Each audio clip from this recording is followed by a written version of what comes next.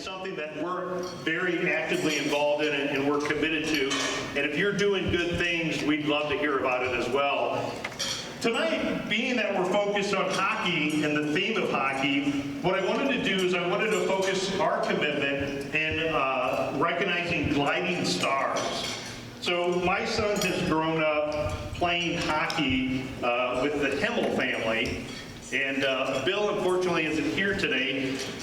He unfortunately was one of the sad people that were hit by the Fort Myers hurricanes that came in.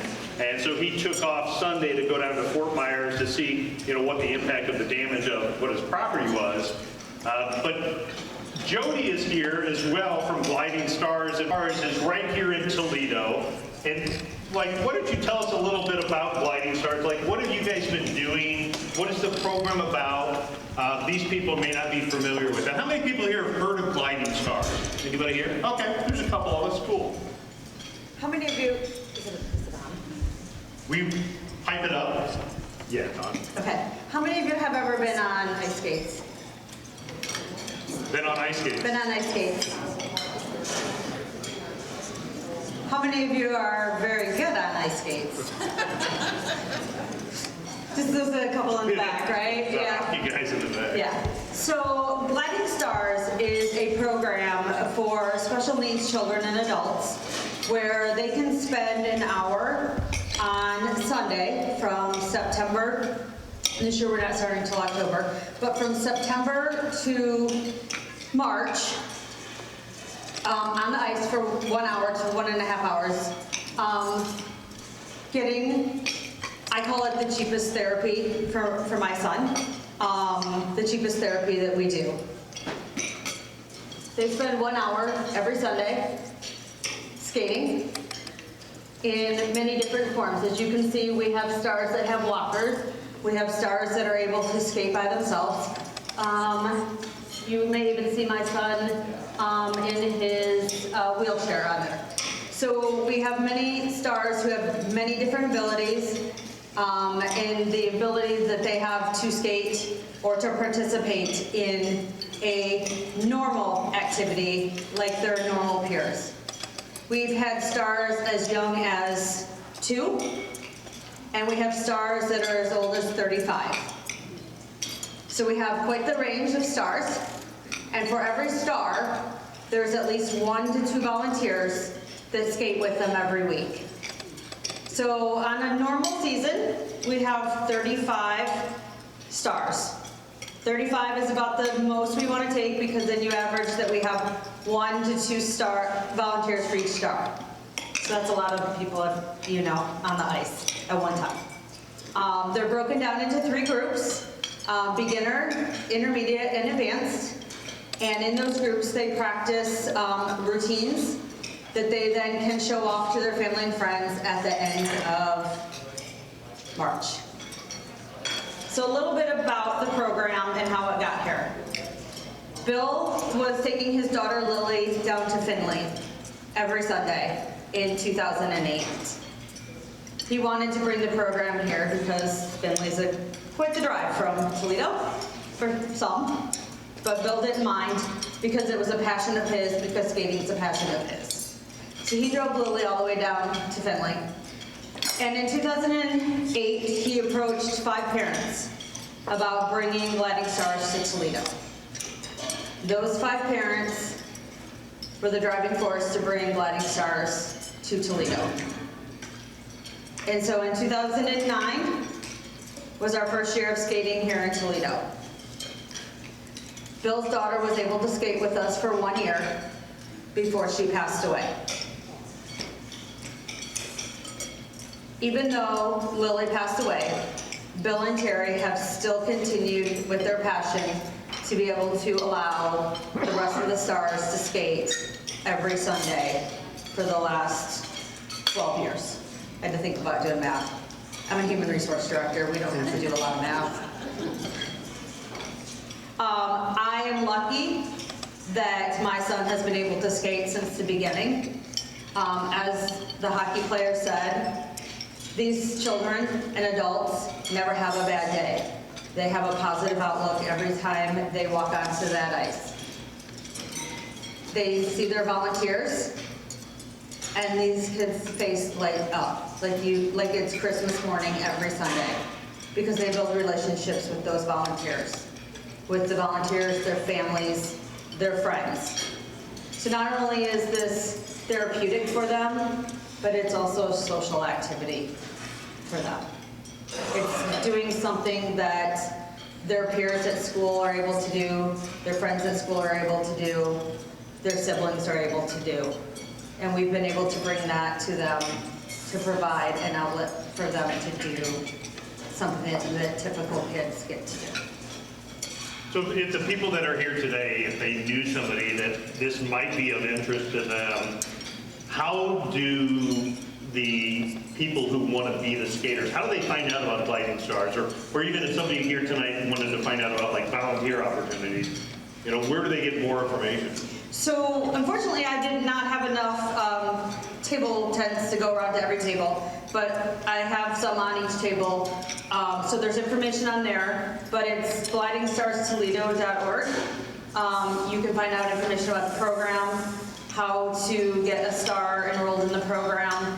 We are actually full for this year, but we do have a waiting list. And if you want to volunteer, there's information on how to volunteer there too. Awesome. And I know that we had such a large audience that, again, didn't have everyone that has the access to that. So Cody, in the notes, if you would you make sure that on our follow-up email that we send out to the group, can we send a direct link to that? You know, within the direct link, you know, we can also put some additional information in there.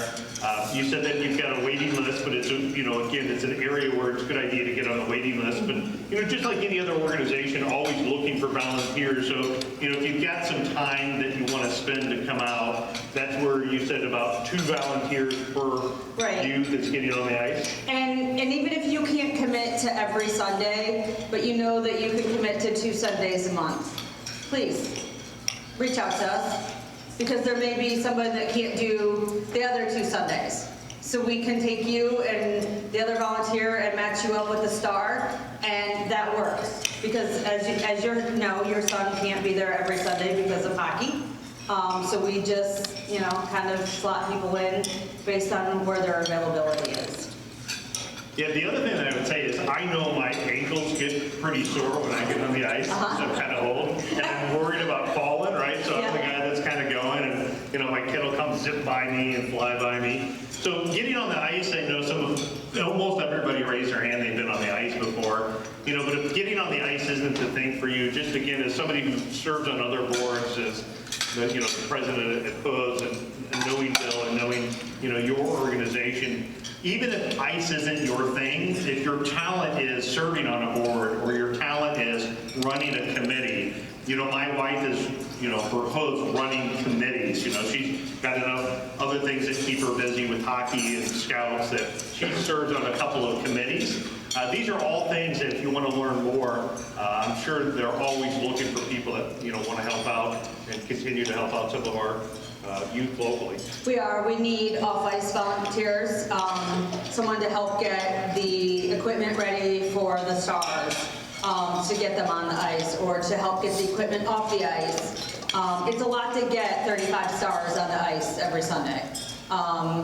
And it does take a little bit to get them all on the ice in a timely fashion, because we want to get them on as quickly as possible so that they don't lose any of that skate time. Because if it takes us 20 minutes to get stars on the ice, that means they really only have 30 minutes of skate time.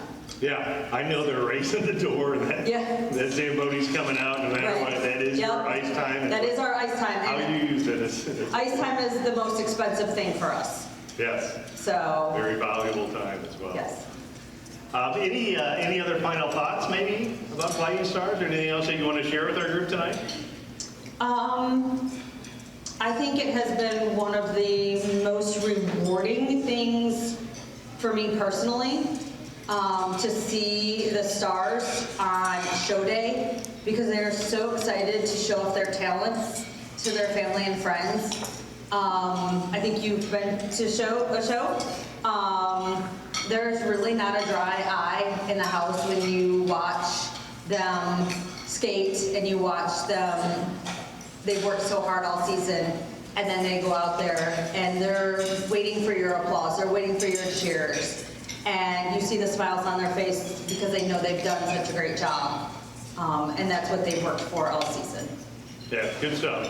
And so, again, I really appreciate you taking time to come out. I know you got subbed in for Bill. He's down in Florida. We certainly wish him the best with his family and the cleanup. That's got to be, a pretty big project down there. It is a really big project. I'll be honest, they pretty much had to throw everything out of their condo.